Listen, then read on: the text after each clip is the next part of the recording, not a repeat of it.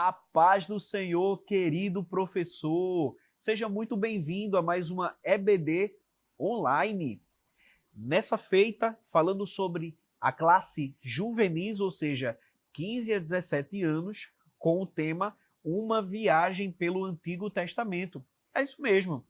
A cada domingo, estamos sendo presenteados falando sobre a história do povo hebreu e como se deu o passar do tempo dessa civilização tão abençoada, ao qual dele saiu o maior de todos os homens que já palmilhou na face da terra, que é justamente Cristo. Quando chegamos à aula 5, vamos falar sobre Êxodo, de volta à terra prometida. E querido professor, é muito interessante que você inicie a aula falando sobre o texto bíblico em classe, até porque é ele que vai te nortear ao longo de todo o período da aula, que está em Êxodo, capítulo 3, do 1 ao 12. Ele fala basicamente de alguns pontos, na maioria das vezes são 3, mas excepcionalmente nessa aula a gente tem 4 pontos. Um fala, Deus levanta um libertador.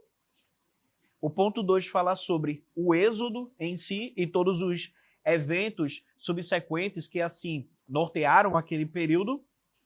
Ponto 3, o deserto. E no ponto 4 ele vai falar sobre a transição entre Moisés e Josué.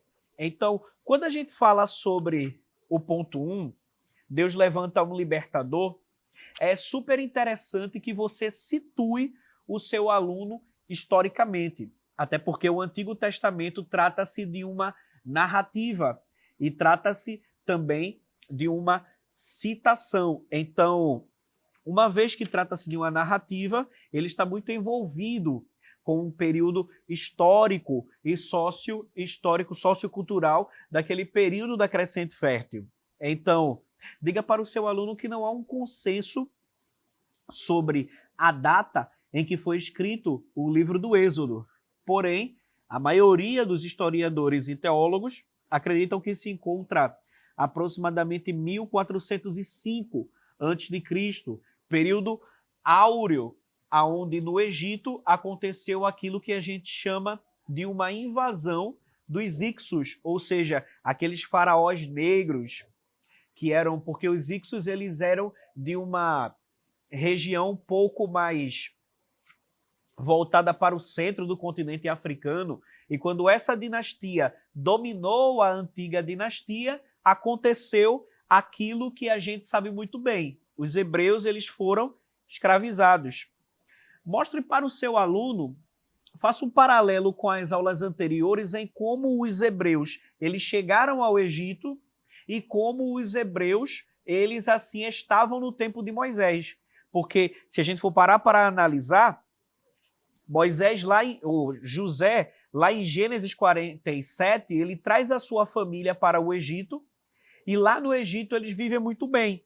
Porém, se a gente troca a página, a gente percebe que no fim do Gênesis e do início do Êxodo, a gente percebe que o povo está cativo. Por que que isso acontece? Porque que levantou-se um faraó que não conheceu José. Cabe aqui uma curiosidade para perguntar ao seu aluno, instigue o imaginário dele, instigue a participação dos seus alunos. Por que na concepção deles você acha que esse faraó não conheceu José, uma vez que José foi o segundo no reinado do Egito? O que aconteceu é que outrora era uma dinastia, a dinastia que provavelmente era de Ramsés, e depois, muito depois, levantou-se a invasão dos Ixos, que dominou aquela região, e quem levanta-se no poderio do Egito agora é o faraó Tutmoses III, que invade, governa o Egito, e nos tempos aqui do Êxodo provavelmente era o faraó no período do Êxodo. Essa escravidão não se deu de modo aleatório, Deus já havia profetizado que seriam 400 anos. Lá em Gênesis capítulo 15 e verso de número 3, a gente encontra essa informação. E o que a gente percebe aqui é a forma como o nosso Deus ele controla o tempo e como ele controla a história. Diga para o seu aluno uma curiosidade, porque Êxodo foi o nome que se dá, que popularmente, que quer dizer saída, porque o povo saiu do Egito atravessando o Mar Vermelho. Porém, no hebraico, a palavra não é saída. A palavra é Shemot. Por quê? Significa a primeira expressão no Pentateuco, ou seja, os 5 livros de Moisés, a primeira expressão era a expressão que dava nome ao livro de acordo com a cultura judaica. Olha o versículo 1. Esses, pois, são os nomes dos filhos de Israel que entraram no Egito com Jacó. Cada um entrou com a sua casa. Então, essa expressão, são os nomes, é justamente a expressão que dá nome ao livro do Êxodo. Diga para o seu aluno que a vida de Moisés ela não foi aleatória, de que Moisés nasceu no tempo certo e que Deus ele tinha a pessoa certa, no tempo certo, para usar da forma certa. Faça um paralelo e aplique para a vida do seu aluno, dizendo que na vida do seu aluno nada é por acaso, nada é aleatório. Deus ele tem algo com isso. O modo como foram os seus pais, a sua casa. Na vida dos seus alunos, nada é por acaso. Aplique dessa forma para ele, diga que ele não nasceu na casa errada, na família errada, no lar errado. Não, pelo contrário. Deus, ele controla o tempo, controla a história e levantou o seu aluno da forma certa, no lugar correto. Amém?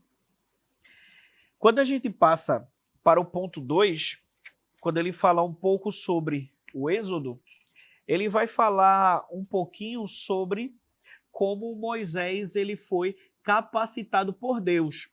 E ele vai citar aqui a forma como os sinais que Deus mostrou a Moisés, pegando o bordão, jogando o bordão dele no chão e se transformando em uma serpente.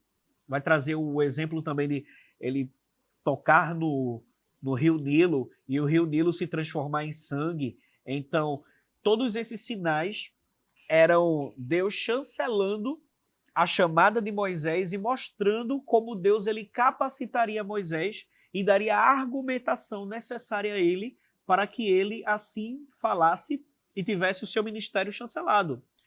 Aplique para o seu aluno, dizendo que Deus ele capacitará o seu aluno da forma e da maneira que ele exercer na igreja o cargo ou a função que ele exercer na igreja, se ele cantar na igreja, se ele pregar na igreja, se ele estiver pleiteando também o ensino. Diga para o seu aluno que Deus ele é o Deus que capacita. Então, quando a gente fala sobre o Êxodo, algumas questões também fazem necessárias a gente pontuar. Quando ele fala o Deus que opera libertação, ele está falando em como Deus ele livrou o seu povo com mão forte. Isso é interessante porque ele vai falar aqui o exemplo das 10 pragas. Cite para o seu aluno, diga para ele que cada praga ali, cada episódio das 10 pragas ali, era uma divindade egípcia que estava sendo desfeita na concepção dos egípcios.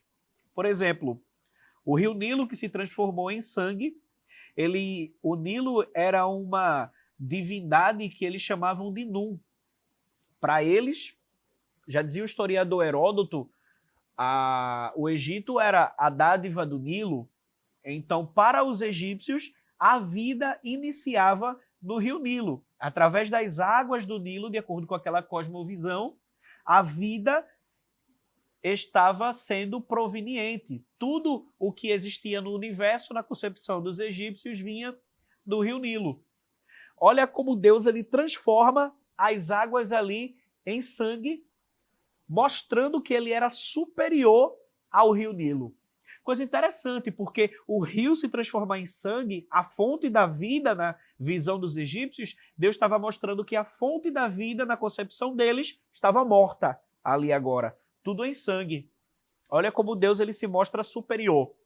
A praga das rãs a deusa Heket, que era na concepção dos egípcios, uma deusa metade mulher e a cabeça de rã, porque os egípcios eles tinham ojeriza, a rã, a praga dos piolhos. Havia uma divindade que na concepção dos egípcios livravam eles dos piolhos, porque pergunte se o seu aluno já viu algum documentário ou filme sobre o Egito Antigo, em como os egípcios eles raspavam a cabeça porque tinham tanto pavor a piolho. E para eles, Sete é quem livrava os egípcios de terem piolho. Era a proteção. Então, Deus, ele diz assim, eu sou superior a essa divindade que protege vocês. O deus Ra, por exemplo, que era considerado o deus Sol, o deus da luz, olha como Deus é interessante, porque havia uma grande escuridão, como se Deus estivesse dizendo assim para os egípcios, a luz vai se apagar porque eu sou o Deus que mando na luz e mando também nas trevas. É por isso que lá no Gênesis, é a primeira coisa que Moisés escreve que Deus criou, o haja luz, justamente para fazer esse paralelo também, e dizer Deus, ele é o Deus que ele é a fonte da luz. Quando Deus quer, a luz se acende, quando Deus quer, a luz se apaga. Até na morte do primogênito, a gente percebe também a mão de Deus, porque de acordo com os egípcios, o faraó e o filho do faraó, ele era filho de uma divindade chamada Amon, e outra divindade que protegia as crianças na concepção egípcia, que era Ísis, uma deusa. Mas Deus, ele estava dizendo, eu sou superior a cada divindade dessa. No ponto 3, a gente encontra aqui o fato do deserto. Mas antes de você entrar no ponto 3, fale para o seu aluno, cite para ele Êxodo capítulo 15, que é o cântico de Moisés quando ele atravessa o Mar Vermelho. É um cântico sensacional, que diz assim, então cantou Moisés e os filhos de Israel esse cântico ao Senhor e falaram dizendo, cantarei ao Senhor, porque sumalmente me exaltou, lançou no mar o cavalo e o seu cavaleiro. O Senhor é a minha força e o meu cântico, ele me foi por salvação, esse é o meu Deus, portanto lhe farei uma habitação. Ele é o Deus de meu pai, por isso o exaltarei. O Senhor é varão de guerra, o Senhor é seu nome, lançou no mar os carros de Faraó e o seu exército, e os seus escolhidos príncipes afogaram-se no Mar Vermelho e por aí vai. Ele vai cantando, cantando, cantando e mostrando quem Deus fez através da vida dele. Todo o trajeto da vida de Moisés foi algo projetado e arquitetado por Deus no tempo certo para livrar o seu povo com mão forte. Algo interessante aqui nesse cântico de Moisés do capítulo 15, para você citar para o seu aluno, porque ele diz algo bem interessante, Deus é a minha força. Os egípcios acreditavam que a força era proveniente de uma divindade chamada Apis. Então, olha o paralelo aqui em Moisés dizendo assim, a minha força, ela não vem de Apis, que na concepção dos egípcios era metade homem, metade touro. E a gente percebe que os egípcios, eles trabalhavam muito aquele trabalho braçal na construção de pirâmides. Então, para eles, quem dava força todos os dias para trabalhar naquele trabalho braçal das arquiteturas do Egito era Apis. Mas Moisés está dizendo a fonte da força não é aquele que os egípcios pensam ser quem é. A minha força é justamente Deus. No ponto 3, ele vai falar sobre como Deus cuidou no deserto. Isso aqui tem várias e várias aplicações, porque o comentarista ele cita a maneira como Deus ele proveu o maná, a maneira como Deus ele foi a bússola do povo à noite em forma de uma coluna de fogo para protegê-los do frio do deserto à noite. E como Deus ele foi também uma nuvem para guiar o seu povo na direção correta, mandando alimento, mandando água que sai da rocha. Diga para o seu aluno que na idade deles, adolescentes, então adolescentes ele está em N conflitos sobre quem vai ser ele amanhã, o seu futuro. Diga para ele que o Deus de toda provisão no deserto continua ainda provendo. É um espaço também para que você deixe Deus te usar e aplique também algo ao futuro dos teus alunos. No ponto 4, ele diz: Deus completa a sua obra. E aqui é muito salutar que você dê uma ênfase nesse ponto, justamente lembrando ao seu aluno que, da mesma maneira como Josué substituiu Moisés, Deus, na sua obra, não deixa com que a sua obra seja estéril. Diga para o seu aluno, fale para ele, como é importante você dizer que você está como professor e que futuramente eles que são hoje os vossos alunos te substituirão. Deixe isso bem claro na mente deles. Deixe isso bem frisado, bem amarrado na aula. E diga assim, como amanhã vocês é que estarão dando aula no nosso lugar. Da mesma maneira como Deus ele levantou Josué. Eu tenho certeza, professor, que Deus ele te usará de uma maneira poderosa, falando sobre o Êxodo e a conquista da Terra Prometida, e eu tenho certeza que você será usado como canal de bênção. Deixa teu like, curta, comente, compartilhe para aquele seu professor que você sabe que leciona na classe de juvenis. Não deixe de comentar aqui embaixo. Amém? Deus te abençoe. Um forte abraço. Que o conhecimento é capaz de mudar a vida de quem lê, a gente já sabe. E que livro você pode comprar em qualquer livraria. Mas nós transformamos 100% do nosso lucro em mudança de vidas, através da ação social, evangelismo e missões. Ao adquirir qualquer um de nossos produtos, seja presencial ou à distância, você está investindo em alguém. Na próxima vez que você for comprar livros ou artigos evangélicos, não vá em qualquer lugar. Vá na Livraria Arca Missionária. Uma nova história começa quando você compra aqui. Agora você pode fazer a sua contribuição através do Pix, uma operação rápida, segura e sem custos. Abra o aplicativo do seu banco, clique na opção Pix e em seguida vá na opção Transferência. Depois é só digitar nossa chave Pix, que pode ser o nosso CNPJ, 11 120 490 0001 86. Nosso e-mail contribua@eadalp.org.br ou nosso celular 81 98883 2755. Verifique se a contribuição é para a Igreja Evangélica Assembleia de Deus em Abreu Lima, Pernambuco. Confirme a transferência e depois siga o procedimento do seu banco. Anote nossas chaves Pix para não esquecer. CNPJ 11 120 490 0001 86.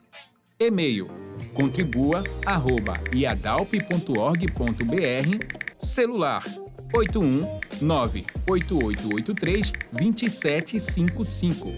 Você está contribuindo para o crescimento da obra de Deus.